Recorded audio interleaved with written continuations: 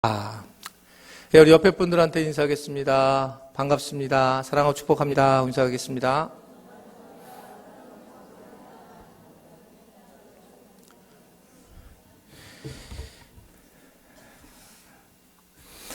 하나님께서 여러분 천지를 창조하셨고 그리고 사람을 창조하셨죠. 너무너무나 미세하게 만드셨잖아요. 요새 보면 꽃을 보면 하나님이 정말 세밀하시게 모든 것들을 참 잘 만드셨다. 그 중에 사람을 가장 귀하게 만드셨다는 걸 우리가 알고 있습니다. 그러면 그 사람에게 이 사람이 살아가는 방법에 대해서 하나님은 그냥 만들어만 놓으셨을까? 아니면 뭔가를 설계를 하셨을까? 이게 이 생각을 좀 해봤었어요. 출애굽기 세미나 때 그런 얘기를 했었는데 뭔가 우리에게 이렇게 귀중한 사람을 만들어 놓고 하나님이 그냥 우리에게 살라고 한 것은 아니다. 복음을 우리에게 알려줘 놓고 그 복음 이후에 어떠한 삶을 살아가야 되느냐, 이 부분에 대해서 우리로 하여금 이렇게 맹 놓고 영적인 공격을 당하면서 과연 살게 하셨을까? 그렇지 않다는 거예요. 그래서 우리가 지금 복음 원리를 지금 계속 배우고 있는데 복음 이후에 어떠한 원리를 가지고 살아가야 되느냐, 이제 그 부분을 지금 말씀을 통해서 우리가 보고 있습니다. 기억하시죠? 출애굽을 해서 구원의 우리가 길에 동참을 하게 하시고 결국은 홍해 앞에서 우리로 하여금 결단케 하시고 홍해를 건너면서 우리의 자아를 죽이는 일을 결단케 하시고 그것을 확인하는 작업이 어디였냐면 광야였어요. 그러니까 반드시 주님을 만나고 난 이후에 광야라는 걸 반드시 겪게 되어 있다라는 설계도가 있습니다. 사람마다 다른 광야가 있다는 거예요. 다른 광야. 그러니까 각자에게 피할 길을 가르치고 고난을 주시는데 피할 길을 주시는 만한 그런 광야가 있다는 걸 여러분 아셔야 된단 말입니다. 왜냐하면 그렇게 설계도가 돼 있어요. 그러니까 이 세상에 저 사람은 정말 고난이 없을 거다. 절대 그렇지 않은 거죠. 누구든지 다 고난이 있고 그 고난이라고 하는 광야, 이거를 겪게 되어 있다. 이것은 아예 큰 흐른 메인스트림 속에서 하나님이 우리에게 알려주시는 설계도예요. 그래서 우리가 내게 있는 그 광야, 이것을 극복하는 것이 굉장히 중요하다는 겁니다. 하나님도 가장 우리에게 안타까워하시는 부분이 이 부분이에요. 하나님께서 원하시는 것은 광야를 잘 극복해야 되는데 이 극복을 하다가 여기서 넘어지는 경우가 많기 때문에 하나님이 진짜 원하시는 것은 이 광야를 올바르게 극복하게 하는 것이다. 그럼 결론이 왜 광야를 극복하게 하는 걸까? 그 이의 결론을 먼저 말씀을 드리면 우리는 광야를 통해서 가나안 땅을 갈 수 있어요. 이 얘기는 뭐냐면 이 광야를 통해서 하나님을 만날 수 있다는 거예요. 그러니까 이 아주 너무나 단순한 설계도를 놓치면 내가 왜 광야에서 살 수 있습니까? 내가 왜 이렇게 고난을 당합니까? 이런 이유로 우리가 믿음을 잃어버릴 때도 있고 신앙생활을 못할 때도 있다. 이렇게 말씀을 드릴 수가 있어요. 여러분, 하나님은 가나안에 그냥 우리를 만약에 집어넣으면 우리는 그 가나안 땅이 이미 광야가 되기 때문에 이 광야라고 하는 것을 통해서 가나안의 존재를 우리에게 알게 하셨다. 그래서 우리에게 영적인 어둠이 왔을 때 빛을 더 알게 하셨고 우리에게 좀 어려움이 오면서 도리어 그냥 이렇게 살아가는 것이 얼마나 행복한가, 이것을 깨닫게 하셨다라고 하는 것을 우리는 이 하나님의 말씀을 통해서 충분히 인지를 할 수가 있어요. 너무나도 너무나 당연한 얘기잖아요. 예를 들면 도가니를 만들려면 당연히 풀무칠을 해야 되는 거. 세상의 흐름이 너무나 그런 거예요. 그러니까 하나님의 어떤 설계도의 모습이 아주 분명하단 말입니다. 그래서 사람마다는 이 하나님을 만날 때에 각자의 광야를 넘어가야 되는데, 근데 광야를 넘어가기가 그리 쉽지 않기 때문에 이 광야에 대한 이야기가 성경에 굉장히 많이 나오고 길게 나오는 거예요. 여러분, 가나안 땅에 대한 이야기는 별로 안 나오죠. 근데 광야를 넘어가는 과정이 하나님이 알고 계시는 거예요. 얼마나 어렵고 힘든 일인지, 이 광야를 어떻게 극복해야 될까, 이것에 대해서 이제 말씀을 하고 있습니다. 자, 그러면 조심해야 되는데 광야를 어떻게 하면 잘 넘어갈 수 있을까? 그래서 부정적인 것부터 먼저 좀 살펴보려고 하는데, 광야를 넘다가 하나님께서 광야를 넘으려고 할 때에 그 실패한 사람들을 하나님이 죽이기로 작정한 사람이 있어요. 근데 도저히 못 견디겠다. 니네가 광야 생활 내가 한다고 얘기해놓고 광야를 했는데, 근데 내가 진짜 니네 광야 생활하면서 내가 이 부분에 대해서 내가 못 견디하는, 하나님이 도대체 견디지 못하게 하는 그런 사람들, 즉 맹세한 사람들이 누굴까? 이것이 시편 95편 8절부터 11절에 보면, 자, 한번 우리 말씀 다 같이 읽어볼게요. 자, 시작. 너희는 무리바에서와 같이 또 광야의 마사에서 지내던 것 같이 너희 마음을 완악하게 하지 말지어다. 그때 너희 조상들이 내가 행한 일을 보고도 나를 시험하고 조사하였도다. 내가 40년 동안 그 세대로 말미암아 근심하여 이르기를 그들은 마음이 미혹된 백성이라 내 길을 알지 못한다 하였노라. 그러므로 내가 노하여 맹세하기를 그들을 내 안식에 들어오지 못하게 하리라. 그렇게 했다는 거예요. 여러분, 여기서 무슨 얘기입니까? 이 지금 시편 기자가 얘기하는 것은 무리바 광야에서 불평하고 원망한 사람들을 기억하고 있어요. 그러니까 어떤 좋은 환경을 줬는데도 불구하고 늘 불평하고 원망하는 사람들, 이런 사람에 대해서 하나님은 정말 힘들어했어요. 그러면서 또 하나는 40년 동안 만나와 메추라기를 먹어보놓고 인생을 우리가 이렇게 살아왔는데 그 인생에 대해서 하나님이 다 인도해 주신 그것을 믿고도 감사하지 않는 사람. 이것에 대해서 하나님은 정말 내가 방법이 없다는 게 방법이 없다. 그렇게 말씀을 하고 있고, 또 위기만 조금 어려운 일만 당하면 하나님을 대적하려고 하고 하나님의 뜻에 대해서 아주 부정하는 이런 사람들, 그런 사람들이 마지막 오는 장면이 뭐냐면 마음이 강팍해진다는 거예요. 마음이 강팍해지면서 하나님을 받아들일 준비가 안 됐기 때문에 하나님은 그런 사람들은 내가 포기하겠다. 하나님은 그런 사람들을 내가 안식일에 집어넣지 않겠다. 이렇게 말씀을 하고 있습니다. 자, 그러면 이게 굉장히 무서운 문제고 중요한 문제인데, 그러면 왜 광야에서 이들이 하나님이 이렇게 진노하게 된 그 죄악, 아주 직접적인 죄악이 뭔가? 좀 깁니다만 한번 읽어볼게요. 시편 78편 12절부터 33절의 말씀인데 우리 교독을 할게요. 교독을 길으니까. 진노를 자초한 죄악이 도대체 뭐냐? 옛적에 하나님이 애굽 땅 소환들에서 기이한 일을 그들의 조상들의 목전에서 행하였으되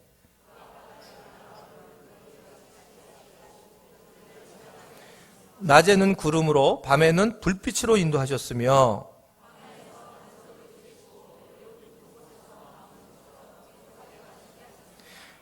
바위에서 시내를 내사 물이 강같이 흐르게 하였으나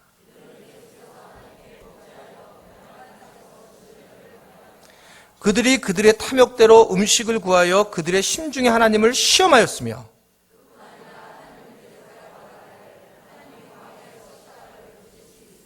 보라, 그가 반석을 쳐서 물을 내시니 시내가 넘쳤으나 그가 능히 떡도 주시며 자기 백성을 위하여 고기도 예비하시라 하였도다.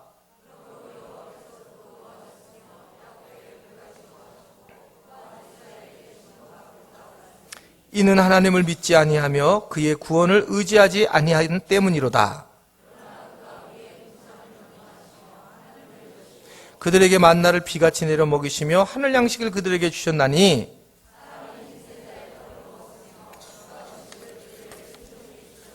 그가 동풍을 하늘에서 일게 하시며 그의 권능으로 남풍을 인도하시고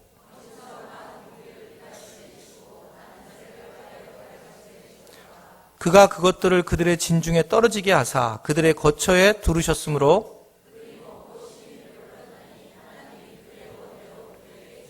그러나 그들이 욕심을 버리지 아니하여 그들의 먹을 것이 아직 그들의 입에 있을 때에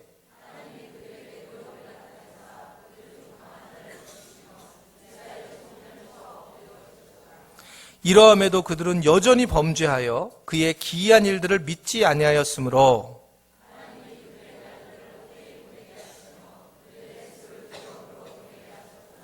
오늘 이 말씀은 아주 굉장히 중요한 말씀이 들어 숨어져 있는데 하나님을 계속 원망하고 불평을 하더라는 거예요.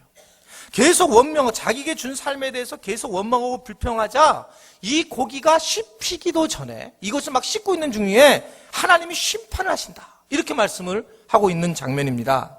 즉 이들은 하나님의 자비로우심과 하나님의 사랑하심을 악용을 한다는 거예요. 우리가 신앙생활 할 때 그러잖아요. 가장 커다란 문제는 우리가 하나님을 사랑이시다라는 거 이 말 한마디 때문에 여러분 우리가 얼마나 하나님을 쉽게 대하는지 우리가 하나님을 거룩히 여긴다라는 것 자체가 말로만 무슨 목이 쉬어가지고 하는 그런 것이 아니라 정말 하나님이 살아계시면 우리가 어떻게 그렇게 행동할 수 있냐는 거예요. 한번 우리 스스로를 한번 생각해 보자는 거예요. 만약에 정말 하나님이 살아계신다고 믿고 있다면 내가 어떻게 그런 모습으로 행동을 할 수 있을까? 하나님이 살아계시는 것 자체에 대해서 우리가 어떻게 행동을 해야 될까? 이걸 한번 우리 스스로가 분명하게 생각을 해야 된다는 거예요. 여러분, 이 부분에 대해서는 지금 하나님이 아주 명료하게 얘기하는 거예요. 내가 이게 너희가 은혜를 줬는데 그 은혜를 네가 먹으면서 씹히기도, 이 고기를 씹는 중에 하나님이 그냥 심판해버린다는 거예요. 그렇죠? 우리가 너무 당연한 얘기예요. 여러분, 모르는 사람들, 은혜를 모르는 사람들은 은혜를 모르니, 하나님을 만나지 못한 사람은 만나지 못했으니 뭐 그럴 수 있는데, 하나님을 만나고 하나님께서 어떻게 우리를 계획하시고 이끌으셨던 그것을 아는 사람들이 여러분 동일한 죄를 범하게 되고, 좀 이따 보는 말씀이지만 어떻게 하나님이 나를 어떻게 하는지 내가 지금 한번 기대해 보지, 이런 식의 모습들, 아주 하나님이 안 계신 것처럼, 그래 하나님이 나 한번 벌레를 보는 걸 내가 보지 뭐 어떻게 하실지, 이것에 대해서 하나님은 가만히 안 두겠다는 그 말씀을 하고 있는 거예요. 나는 너를 그렇다면 안식일에 내가 너를 집어넣지 못하겠다, 안식에 참여하지 못하겠고, 네가 동일한 이런 죄를 반복하는 것에 대해서 내가 즉각적인 심판을 하겠다라는 것이 하나님께서 하신 말씀이에요. 여러분, 우리가 뭘 알아야 되냐면 하나님을 시험한다, 이 말은 여러분들이 나는 하나님을 시험했어, 이런 얘기들은 뭐를 의미하냐면 하나님이 어떻게 하시냐 보려고 동일한 죄를 반복죄로 지는 거예요. 자기가 생각하기에 이게 분명히 잘못된 죄인데 이것을 계속 반복죄로 질 때에 하나님을 시험하는 것이다, 이 부분에 대해서 하나님께서는 우리에게 아주 경고를 하고 계시더라. 그것을 오늘 우리에게 말씀을 하고 있어요. 히브리서 3장 7절부터 12절의 말씀도 보면 뭐라고 나오냐면, 제가 읽어드릴게요. 그러므로 성령이 이르신 바와 같이 오늘 너희가 그의 음성을 듣거든. 자, 여기 또 나오죠. 광야에서 시험한 날에 거역하던 것 같이 너희 마음을 완고하게 하지 마라. 그러 거기서 너희 열조가 나를 시험하여 증험하고 40년 동안 나의 행사를 보았는데도, 그러므로 내가 이 세대에게 노하여 이르기를 그들이 항상 마음이 미혹되어 내 길을 알지 못하는도다 하였고, 내가 노하여 맹세한 바와 같이 그들은 내 안식에 들어오지 못하리라 하였다 하였느니라. 형제들아, 너희는 삼가 혹 너희 중에 믿지 아니하는 악한 마음을 품고 살아계신 하나님에게 떨어질까 조심해야 된다. 여러분, 우리가 얼마든지 은혜를 받은 사람도 하나님을 떨어질 수 있는 가능성이 많이 있다는 거예요. 근데 하나님은 사랑의 하나님이기 때문에 그냥 놔두지 않겠다, 이 말씀을 하고 있는 것을 우리가 볼 수가 있습니다. 시편 95편 7절과 11절에도 한번 우리 다 같이 한번 읽어볼게요. 자, 이 동일한 말씀인데 시편, 자 95편 시작. 그는 우리의 하나님이요 우리는 그가 기르시는 백성이며 그의 손이 돌보시는 양이시기 때문이라. 너희가 오늘 그의 음성을 듣거든 너희는 무리바에서 같이 또 광야의 마사에서 지내던 것과 같이 너희 마음을 완악하게 하지 말지어다. 그때 너희 조상들이 내가 행하던 일을 보고도 나를 시험하고 조사하였도다. 내가 40년 동안 그 세대로 말미암아 근심하여 이르기를 그들은 마음이 미혹된 백성이라 내 길을 알지 못한다 하였도다. 그러나 내가 노하여 맹세하기를 그들은 내 안식일에 들어오지 못하리라 하였도다. 아멘이 잘 안 나오죠. 자, 이 말씀의 지금 핵심이 뭐예요? 하나님 계속 지금 여러 성경을 읽었는데 핵심이 뭐예요? 하나님은 우리에게 분명히 고난의 길을 알려줬어요. 그래서 고난 당할 거다. 고난을 당했어요. 고난을 당했는데 여전히 고난을 당할 때마다 이 사람들은 어떻게 하냐면 불평과 불만을 하면서 어디에 문제가 생기기 시작하냐면 마음이 강팍해지기 시작을 하더라는 거예요. 마음이 강팍해지면서 어떤 문제가 일으켜지냐면 하나님을 시험하기 시작하더라는 거예요. 하나님을 동일한 죄를 반복하면서 시험을 하기 시작을 해가지고 하나님이 몇 년 동안 이들을 관찰해서 봤다고요? 40년 동안 이렇게 보는데 열불 터진다는 거예요. 열불 터진다. 그럼 저는 우리 교회에서 목회 12년을 했는데 12년을 하고도 이게 정말 이게 원래대로 이렇게 좀 신앙이 그냥 옛날로 돌아가는 모습 보면 막 뒤집어져요, 진짜. 근데 만약에 40년을 갔다가 저는 제가 만나 매출하기 먹였나요? 제가 혼만 냈지. 근데 하나님은 만나 매출하기를 먹이면서 막 훈련시키고 양육 딱 시켜놨는데 이게 획가락 뒤집어지는데 이게 맨날 불평과 원망을 하고 마음이 더 완고해져가지고 그냥 오히려 풍족한 것을 감사하지 못하고 오히려 하나님을 더러운 버러지와 우상의 형상으로 바꿨다. 이게 바울이 이야기한 얘기예요. 너희들이 그 하나님의 영광을 더러운 버러지와 우상의 형상으로 바꿔버렸구나. 참 내가 답답하다. 우리가 진짜 본질상 죄인이구나. 이런 고백을 하고 있는 거거든요. 하나님이 이 부분을 계속 강조를 하는데, 하나님은 그래서 그들을 기뻐하지 않았고 오히려 구원받은 자에 대해서 격려하는 모습이 오늘 우리에게 주시는 그런 말씀입니다.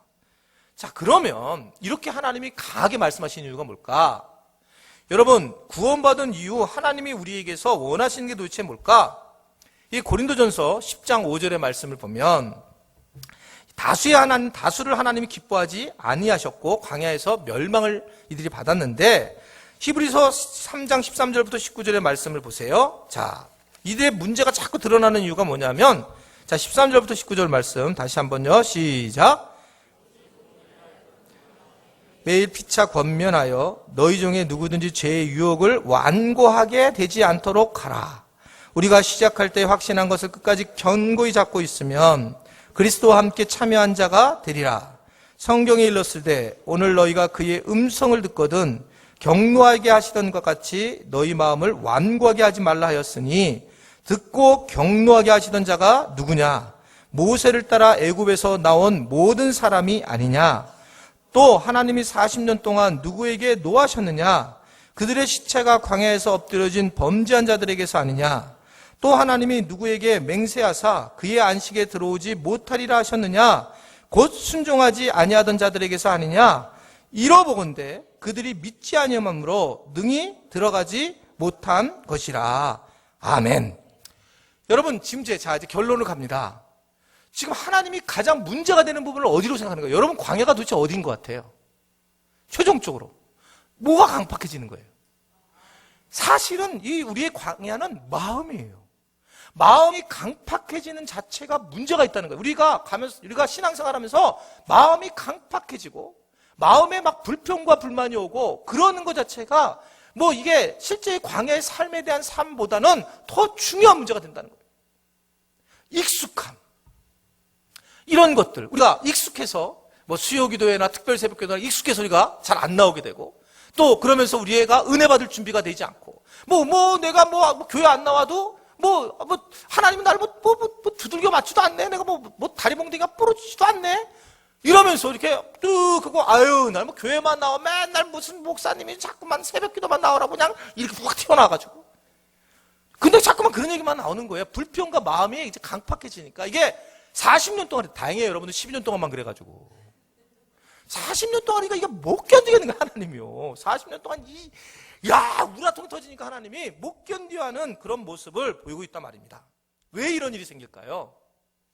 결론이라고 말씀을 드렸어요, 먼저요. 여러분, 우리는 우리 자아에 집중을 하면, 내 자아에 관심을 가지면 무조건 우리는 죄의 길로 가는 거예요. 이게 하나님 앞에 우리가 집중을 하지 않고 하나님이 왜 내게 이런 상황을 주셨을까? 우리가 이 상황을 하나님 앞에 초점을 두지 않으면 어떤 상황이든 내 중심을 두게 되면 아주 불평과 불만이 오토매틱으로 나오게 되어 있어요. 나오게 되어 있어요. 제 방이요. 여름에는 지금도 더워서 죽을 것 같고, 사택도 더워서 죽을 것 같고, 겨울에는 나 추워서 죽을 것 같고, 다 죽을 것 같았어요. 그래서 오늘 윤영원 집사님에서 그 업자를 불러다가 한번 제가 방을 갖다 이렇게 하려고 이렇게 하이샤스를 이렇게 좀 해보려고 했더니, 한 면만 하는데 130만 원이라서, 가라고. 안 했어요. 그래놓고 속이 상하는 거예요. 이거 할 때부터 지금 담임 목사 방은 좀 잘 만들지, 이게 또 이게, 근데, 순간적으로 우리 설교가 불평과 불만인데, 그거 하면 되잖아요, 내가 그냥. 근데 이게 불평과 불만이 오토매틱으로 쭉 나오는 거예요. 내 환경만 조금 생각해보면 그냥 불평이 나와요. 이게요. 가만히 생각하면, 주님 생각하면, 주님께서 이런 공간을 주신 건 너무 감사한데. 근데 이게 나한테만 돌리면 동일한 환경이라도 얼마든지 우리는 그 마음이 강팍해지는 모습이 가더라는 거예요. 여러분, 우리가 무엇을 보느냐, 이게 중요하지 않죠. 사실은 어떤 사람과 함께 하느냐가 굉장히 중요한 문제잖아요. 오늘 제자반들이 만약에 소풍을 많이 갔어요. 제자반들이 오늘 많이 안 나왔네.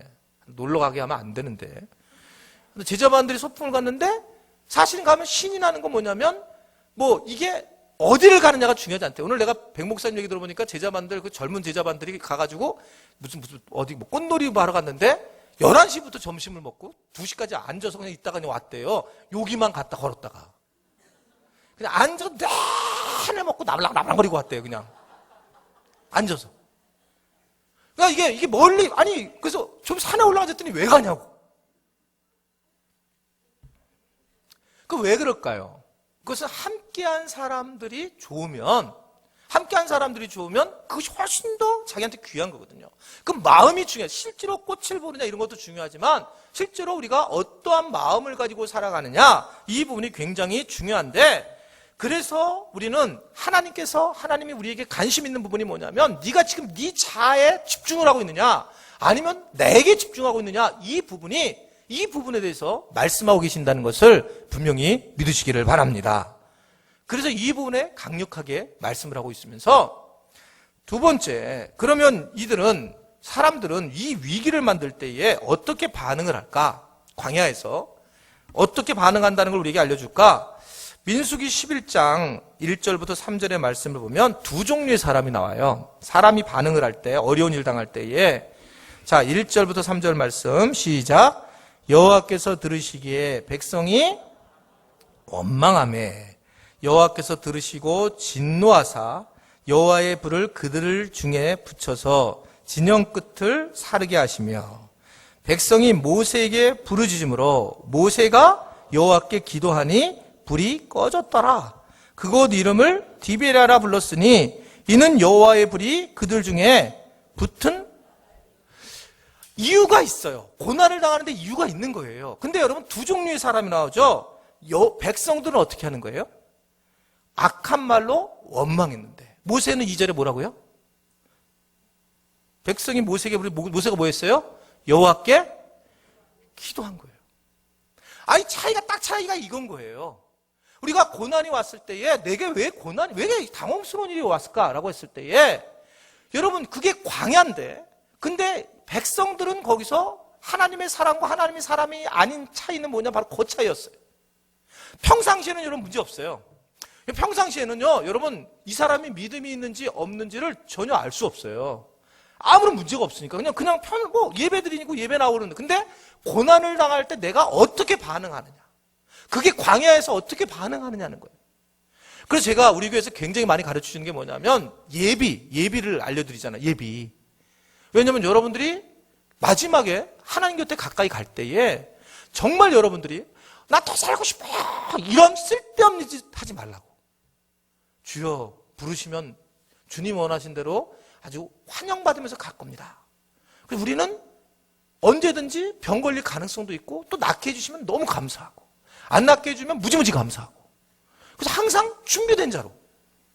그래서 계속 여러분들은 목사님은 이런 재수없는 소리 하지 마세요 이러지만 절대 재수없는 소리가 아니고 복된 소리예요. 이게 왜냐하면 여러분들의 앞길을 제가 정확하게 진단해 주는 거예요. 그러니까 그때 여러분들은 그런 죽음이 왔을 때 웰컴 해야 된단 말입니다. 왜냐하면 정말 여러분 정말 논리적으로 생각해 보세요. 하나님이 살아계신다고 믿고 있다면 하나님 나라가 있다면 우리 거기 가는 거잖아요. 이곳에 살아있는 것도 내게 기쁜 일이지만 하나님의 나라로 가는 것도 기쁜 일이다. 이게 믿음인데 여러분 그 죽음이 만약에 고난이 올 때 어떻게 해결하겠냐는 거예요. 그때 또 원망하고 또 불평하면 가나안에 들어가지 못하더라. 이 말씀을 하고 있는 거예요. 여러분 우리에게 지금 설계도로 알려주고 계세요.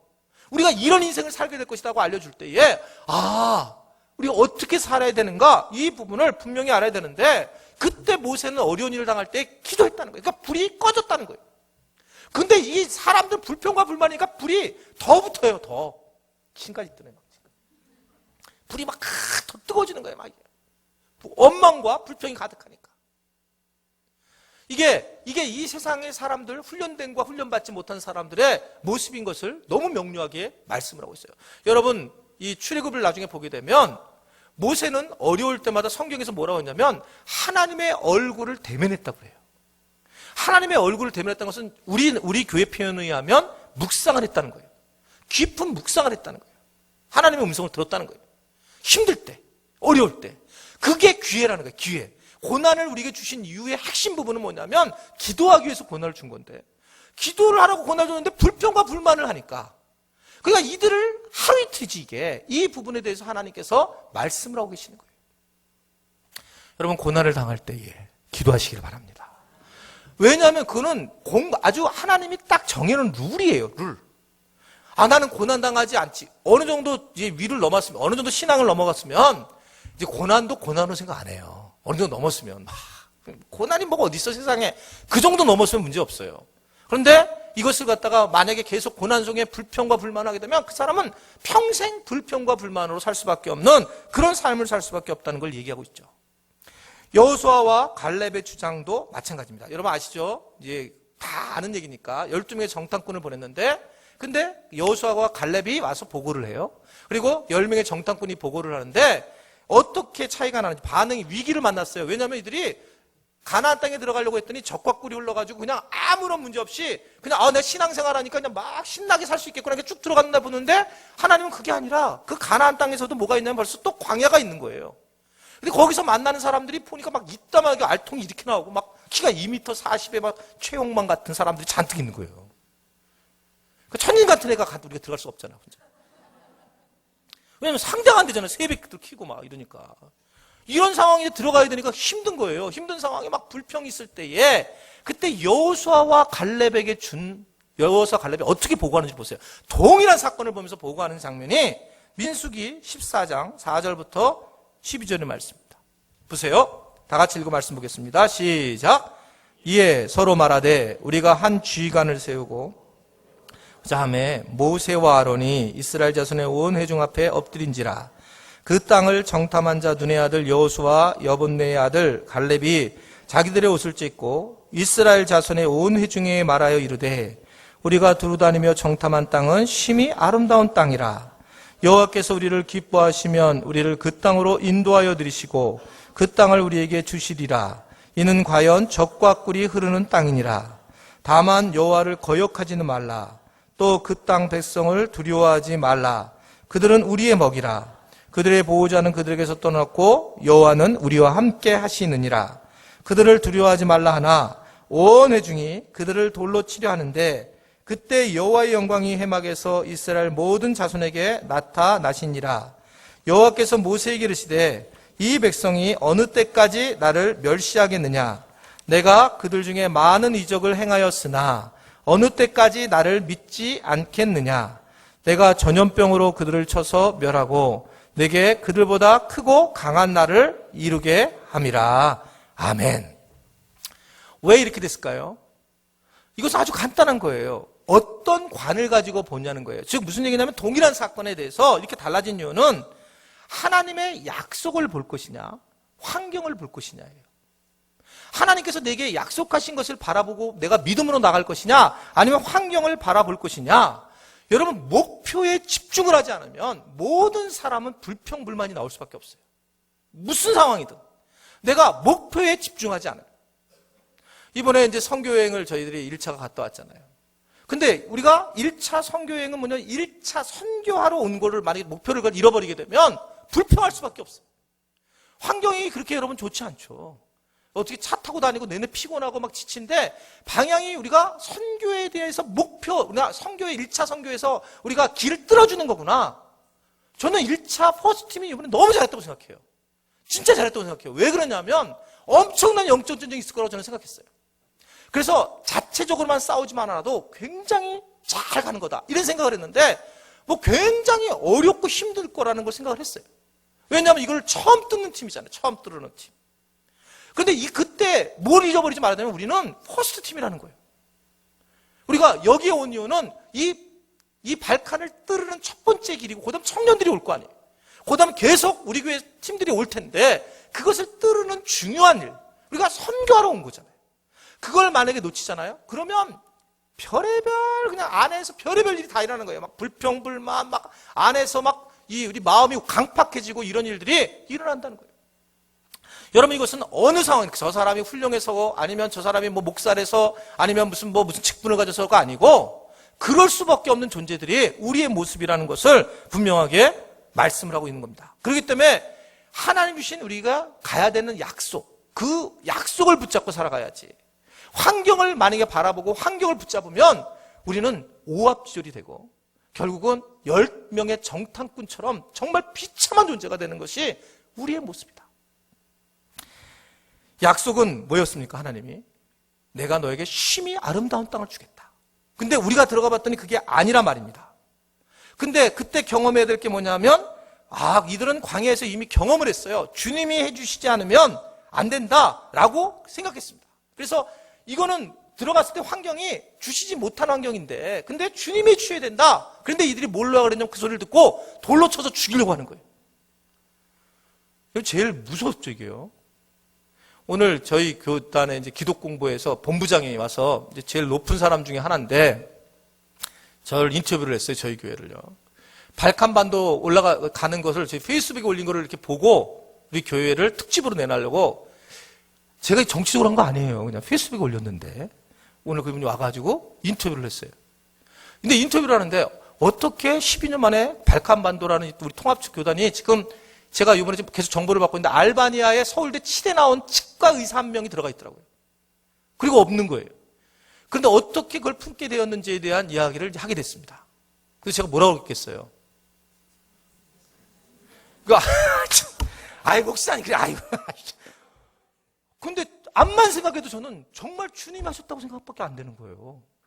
그래서 내가, 그러면 이제 본부장님, 제가, 이게 분명히 그렇게 생각할 때 저는 원래 믿음 안 좋았어요. 근데 정말 주님이 하신 거예요. 주님이 하시지 않으면 할 수가 없었어요. 그 저희가 잠깐 교회를 잠깐 소개를 하면서 그랬는데 우리가 발칸반도로 가는 과정도 주님이 하신 것이지 어떻게 할 수가 있는 게 없습니다. 정말 방법이 없습니다. 뭐 그렇게 얘기했는데 그분은 그 얘기를 듣는데 정말 말하기 힘들어요. 왜 말하기 힘든 줄 아세요? 믿음이 좋은 것처럼 보이니까.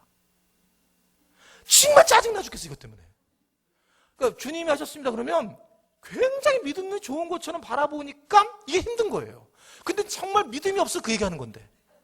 우리 교인들 아시죠? 이게 믿음이 없어 그 얘기하는 거예요, 우리가요. 근데 그분이 볼 때는 막 딴 분들이 보면 와, 되게 신비주의다 이렇게 믿는 거예요. 그러니까 이게 참 어렵고 참 힘든 부분인데 그런데 어떻든 이게 우리가 환경을 봐서 안 되고 우리는 약속을 붙잡아야 된다는 것을 여러분 분명히 믿으시기를 바랍니다. 약속, 하나님의 약속. 하나님의 약속, 너는 나의 백성이라. 내가 너를 내 아들로 세워줄 것이다. 야, 너는 무조건 잘 될 거야. 무조건 잘 될 거야, 너. 지금 환경이 이런데요? 환경 보지 말고 나를 봐. 그게 하나님 우리에게 너무나 주신 말씀이에요. 지금 환경을 보면 여기서 정말 행복한 사람이 얼마나 됩니까? 행복한 사람 별로 없잖아요. 그런데 약속을 붙잡는 사람이 바로 이 갈렙과 바로 여호수아라고 하는 것을 여러분 믿으시기를 바랍니다. 그러니까 약속을 붙잡아요. 저를 한번 따라했습니다. 환경을 보지 말고 약속을 붙잡아라. 예, 이것이 굉장히 중요하다는 거예요. 중요한 문제다라는 것을 말씀을 하고 있습니다. 여러분 10명의 정탐꾼의 보고를 들은 사람들은 어떻게 합니까? 이들이 어떻게 반응을 합니까? 민수기 14장 4절 이에 서로 말하되 우리가 한 지휘관을 세우고 애굽으로 돌아가자. 다시 컴백하잖아요. 옛날로 돌아가자. 민수기 14장 10절을 보면 온 회중이 그들을 돌로 치려 하는데 그때 여호와 영광이 해막에서 이스라엘 모든 백성에게 나타났다. 그러니까 세상 사람들은 사람들의 이야기만 듣게 되면 부정적인 이야기로 가득 찬 거예요. 그래서 이 죄의 온상이 된다 말입니다. 그런데 하나님의 사람들은 기도로 하나님의 음성을 듣고 그것을 믿고 약속을 믿고 나아간다는 거죠. 전혀 다른 모습으로 나타나고 있는 걸 볼 수가 있습니다. 자, 그러면 세 번째, 이 원망의 결과는 어떠했을까? 이제 이 부분을 쭉 봐야 되는데 민수기 14장 27절부터 38절에 쭉 나오는데 이게 너무 기니까 쭉 넘어가면서 14장 27절 말씀만 보세요. 자, 이 원망하는 말을 누가 들었는가? 자, 14장 27절 맨 위에 있는 말씀입니다. 시작. 하는 이 악한 회중에게 내가 어느 때까지 참으랴?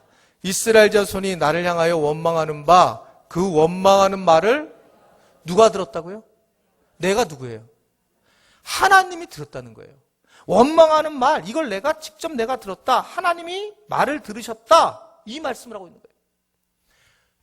우리가 지금 뭐가 중요하냐면 우리가 불평과 불만이라는 것이 예상보다 훨씬 영적인 문제라는 거예요. 내가 난 사는 게 왜 이렇게 힘들어? 이게 하나님 있는 사람들이, 하나님을 바라보는 사람들이 하나님이 없는 것처럼 얘기한다는 거죠. 그러니까 그 원망과 불평, 이 부분이 왜 문제가 되냐면 하나님이 없는 것처럼 살아가고 있기 때문에 문제가 되는 거예요. 실제로 뭐 원망, 불평 이렇게 한 게 문제가 아니라, 뭐 이게 문제가 아니라 실질적으로 하나님 없다고 생각하고 얘기를 하니까 자꾸요. 그래서 문제가 된다는 거예요. 그것이 그 자체가 문제가 된다라고 하는 것을 말씀하고 있어요. 왜냐하면 말을 한다라고 하는 것은 사고와 가치관이 그렇게 돼 있다는 거잖아요. 제가 누누이 얘기하죠. 여러분 그런데 그때 아멘하지 마세요. 한번 나는 그냥 하여튼 죽어도 돈에 그냥 맞아 죽고 싶다 이런 얘기하면 아멘하지 마세요. 이 얘기는 뭐냐면 이해는 되죠. 우리 죄성으로는. 그러나 이 얘기는 하나님이 없는 것처럼 고백할 수 있어요. 그러니까 진짜 하나님이 힘들어하시는 부분, 우리에게 계속 말씀하시는 부분인 우리의 가치관인데 이 사고와 가치관을 우리가 생각해야 된다 말입니다. 여러분 축복받는 사람과 축복받지 못한 사람의 아주 결정적 차이는 뭐냐면 사고와 가치관의 차이예요. 사고와 가치관. 제가 여러분 설교할 때 인위적으로 그런 건 아니에요. 제가 한국교회에 대한 부정적인 얘기를 많이 하는 편은 제가 아니에요. 제가 부정적인 얘기를 정말 많이 하는 편은 아니에요. 제가 왜 그러냐면 많은 사람들이, 특히 선교사들 요새는 참 많이 만나니까 한국교회를 걱정하면서 한국교회에 대한 부정적인 얘기들을 많이 합니다. 저는 긍정적이에요. 왜 긍정적이냐면 저는 바다까지 갈 만큼 갔다. 그리고 가장 긍정적인 이유 중에 하나는 지금 젊은 목사님들은, 제가 한번 말씀드렸잖아요. 개척교회를 시작하는 목사님들은 대형교회를 꿈꾸지 않고 자기만의 건강한 교회를 꿈꾸는 분들이 굉장히 많아요. 그러니까 지금 우리 죄송합니다만 앞서 선배 목사님들이 꿈꿨던 것들과 다르게 지금 목회자들은 굉장히 혁신적이고 개혁적이고 생각이 올바른 젊은 목사님들이 진짜 많다는 거예요. 과거는 어찌됐든 간에 저는 소망이 있다고 생각해요. 소망이 있다. 그것이 제가 가지고 있는 거예요. 근데 매한 얘기하면 막 부정적인 얘기를 할 거예요. 우리 큰 집이 있는데 정말 저희 형수님이 너무너무 새벽기도, 저희 어머니 같이 새벽기도를 하세요. 얼마나 믿음이 좋은지 몰라요. 얼마나. 하여튼 막 교회 일에 전체 뛰어들어요.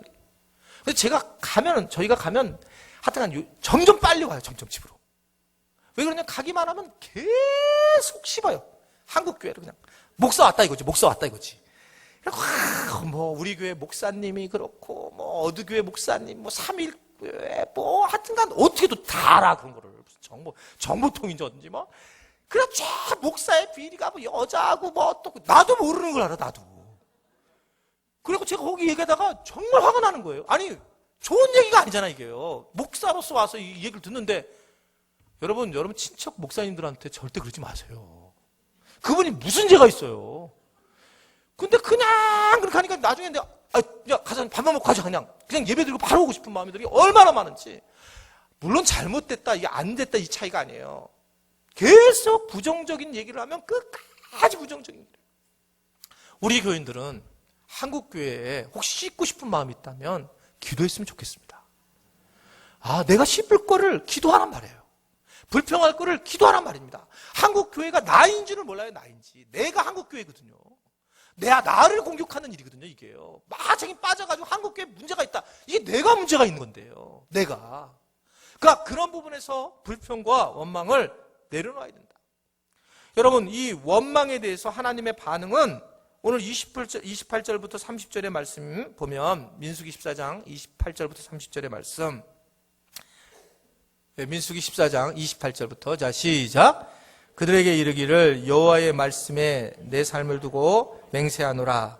너희 말이 내 귀에 들리며 대로 내가 너희에게 행하리니 너희 시체가 이 광야에 엎드러질 것이요 너희 중에서 20세 이상의 계수된 자들 곧 나를 원망한 자 전부가 여분네 아들 갈렙과 눈의 아들 여호수아 외에는 내가 맹세하여 너희에게 살게 하리라. 한 땅에 결단코 들어가지 못하리라. 하나님이 정확하게 말씀하셨어요. 아주 정확하게. 네가 말하는, 늘 평상시에 말하는 귀에 들리는 대로 행할게. 원망, 난 사는 게 왜 그래요? 너 그럼 그렇게 계속 살아라. 이게 하나님께서 말씀하시는 거예요. 원망한 그대로, 불평한 그대로, 나는 왜 그러면 이 모양으로 살아간다는 거예요. 그게 하나님께서 말씀하시는 부분입니다. 원망한 대로 그대로. 우리가 근심을 하죠. 뭘 근심해요, 여러분? 아, 내가 죽게 되면 우리 자녀는 어떡하지? 걱정 마요. 설기도가 나와 있다니까요. 여러분, 근데 아니에요, 목사님. 우리 애는 지금 젖도 먹는 걸 지금 젖도 안 먹고 있고, 얘는 지금 뭐 학교 다니는데 지금 내가 밥 안 내주면 그냥 밥도 안 먹고 얘가 일어나지도 못해. 아침에요. 내가 안 깨우면 걱정 붙들어매요.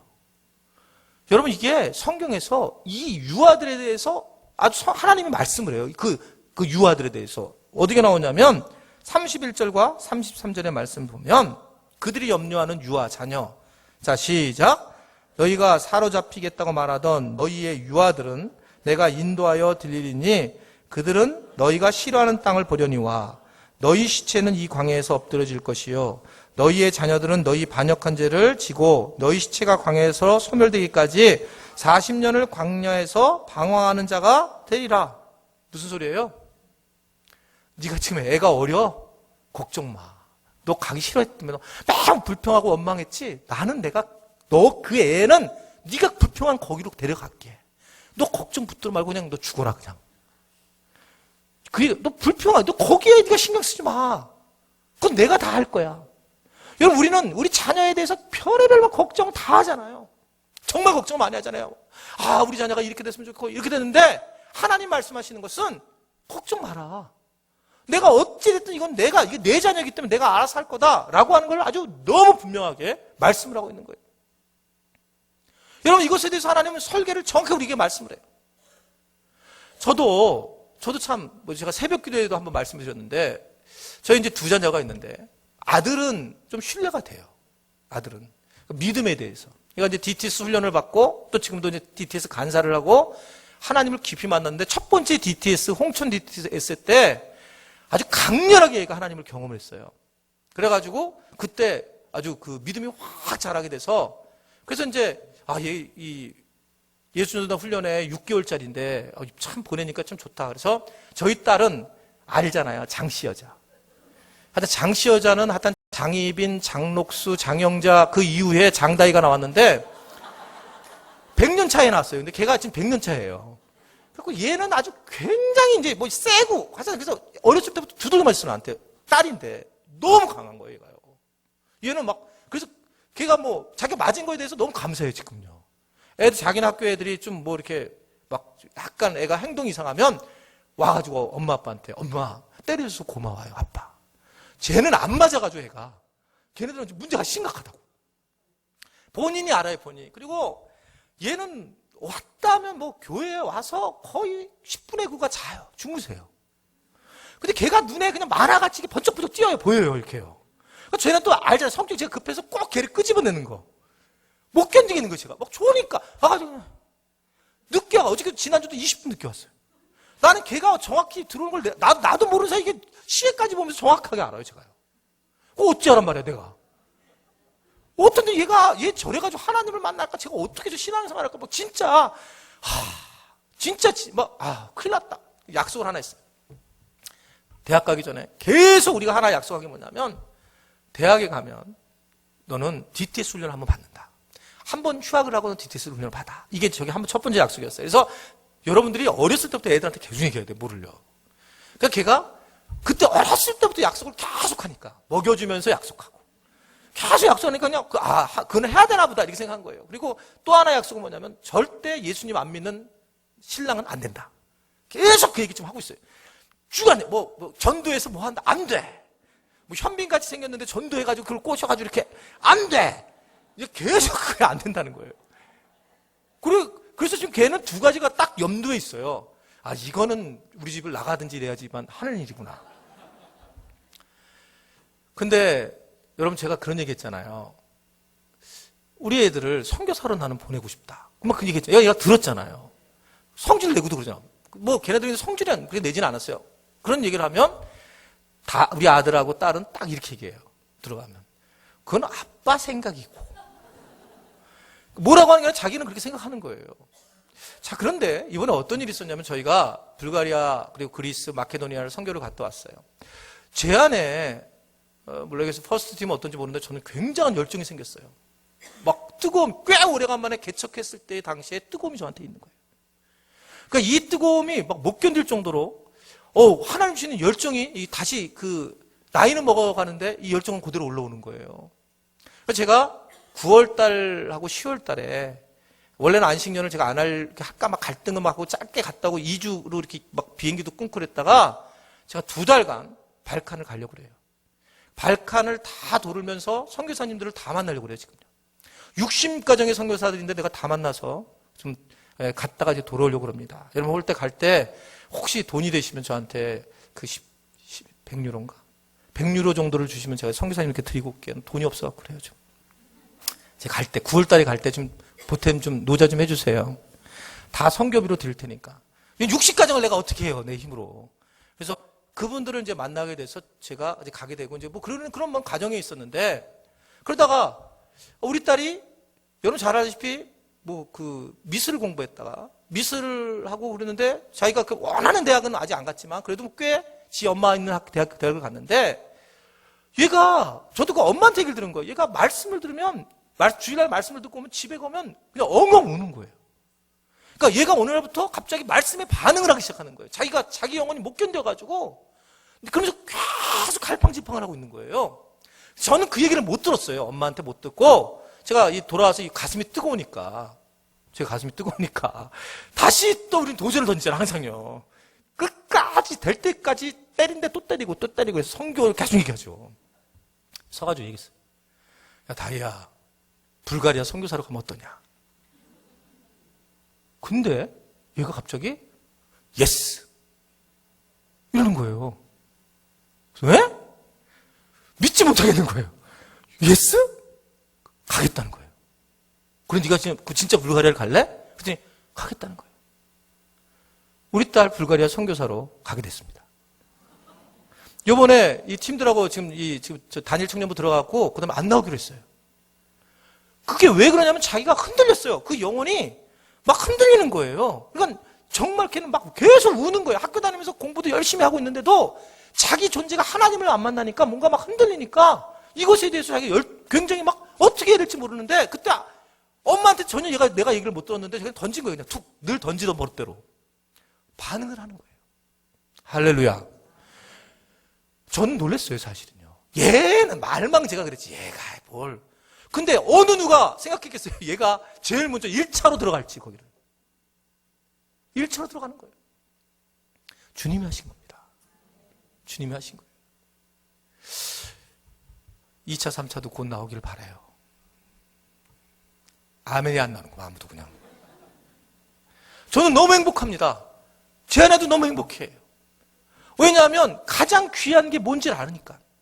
제가 목살에서가 그게 아니에요. 정말 하나님을 우리가 섬기는 것 외 이상 더 귀한 게 없는 걸 아니까. 걔가 학교를 우리는 간도도 좋다 그랬어요. 한국에 있는 학교 간도도 좋다. 네가 원하는 대로 하나님의 길을 가라. 이게 늘상 얘기했던 거고 그렇게 가는 것이 너무 당연한 거기 때문에. 그러니까 부모가 그러니까 아주 얘도 요새는 그걸 정해놓고 진짜 행복해하는 거예요. 진짜 자기의 어떤 꿈을 다시 찾아가려고 하는 그런 모습. 그래서 제가 여러분에게 말씀드린 것은 계속 때리는 데를 또 때려라. 선교사를 가야 된다. 아침밥 먹으면서 주여 선교사로 가게 해주십시오. 이 밥 먹고 선교사 갈 수 있는 준비를 하게 해주십시오. 이러면서 계속 때리는 데 또 때리고 또 때리고 그러면 그 아이는 하나님 앞에 쓰임을 받는다는 걸 여러분 믿으시기를 바랍니다. 하나님께서 만지시겠죠. 쉬운 일은 아니겠지만 그런 모습을 보일 수밖에 없다. 여러분 하나님은 우리가 걱정하는 자녀에 대해서도 하나님 만지신다는 거예요. 그냥 우리는 할 수 있는 게 없잖아요. 근데 유아들 니네가 그렇게 싫어하는 곳으로 내가 인도할 것이다 라고 말씀을 하고 있는 것을 볼 수 있습니다. 게다가 그들을 죗값을 감당해야 될 시간이 얼마라고 얘기하냐면 34절의 말씀을 보면 34절 시작. 너희는 그 땅을 정탐한 날 수인 40일을 하루를 1년으로 쳐서 그 40년간 너희의 죄악을 담당할지니 너희는 그제서야 내가 싫어하면 어떻게 되시는지를 알리라 하셨다 하라. 40일간을 40년 동안 광야에서 고통을 당한다라는 거예요. 부정적인 생각을 하는 사람은 하루가 1년 이상 힘들다라는 거예요. 그렇게 고통을 당하게 되고 그래서 불평불만을 조심해야 된다. 그런데 결론으로 가게 되면 부정적인 보고를 한 사람과 여호수아과 관련은 어떻게 갈라질까? 오늘 36절과 38절의 말씀 보면 다시 해보세요. 자, 시작. 나 여호와가 말할거니와 모여 나를 거역하는 이 악한 온 회중에게 내가 반드시 이같이 행하리니 그들이 이 광야에서 소멸되어 거기서 죽으리라. 요새의 보냄을 받고 땅을 정탐하고 돌아와서 그 땅을 악평하여 온 회중이 모세를 원망한 것.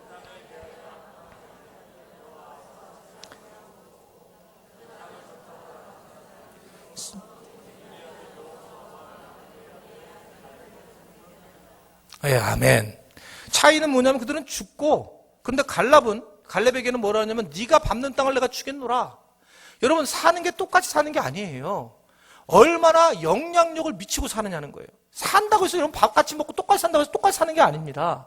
얼마나 내가 열방에게 영향력을 주고, 아니면 얼마나 내가 이 지역 우리 교인들에게 영향력을 주고 그렇게 살아가느냐, 그 차이란 말입니다. 그냥 죽는다는 거예요. 죽는다라고 하는 것이 뭐 산다, 이게 산다 죽는다, 그 정도의 차원을 이야기하고 있는 것이 아니라는 거죠. 결국 85세의 헤브론을 얻으면서 이 갈렙은 그 지파에 영향력 있는 사람으로 하나님이 세워주셨다는 것을 여러분 분명히 믿으시기를 바랍니다. 예, 이제 말씀을 거의 마치려고 하는데, 그러면 언제 우리가 원망과 불평을 하게 될까? 그냥 탁탁 말하겠습니다. 기대하는 일이 기대치에 미치지 못할 때에 원망을 하게 돼요. 기대하던 거를 기대치에 미치지 못하게 될 때. 또 하나는 경제 문제, 생존의 문제를 우리가 만나게 될 때. 다 얘기합니다, 여러분들이.